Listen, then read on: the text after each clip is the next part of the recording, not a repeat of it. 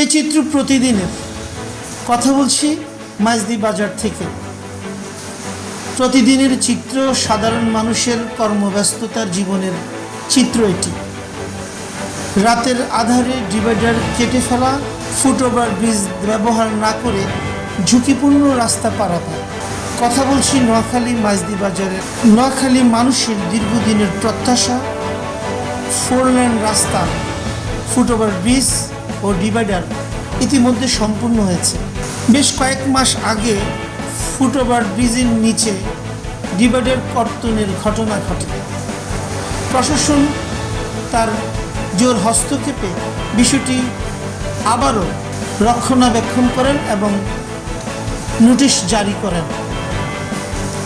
সম্প্রতি ফুটওভার ব্রিজের নিচে আবারও বেশ কয়েকটি স্থানে পকেট গেট দিয়ে ঝুঁকিপূর্ণ রাস্তা পারাবার ঘটনা প্রতিনিয়ত এজন্য এক স্বাভাবিক ব্যাপার হয়ে দাঁড়িয়েছে।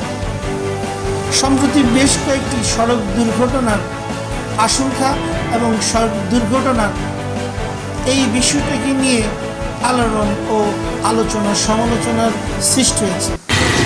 আসলে ঠিকই যখন থেকে এই গেটগুলো হয়েছে, মানুষ সেখানের ফুটওভার ব্রিজটা ইউজ না করে এখনও রাস্তা পারাপার করার জন্য এই গেটগুলো ব্যবহার করতেছে কিনা, মানে রাস্তা পারাপার যে হচ্ছে অনেকগুলাই দুর্ঘটনা ঘটেছে আমাদের ইতিমধ্যে রাস্তা পারাপার করতে গিয়ে। আমাদের জন্য দুঃখজনক, আমরা ফুটওভার ব্রিজটা ইউজ না করে আমরা পকেট গেটটা ইউজ করতেছি।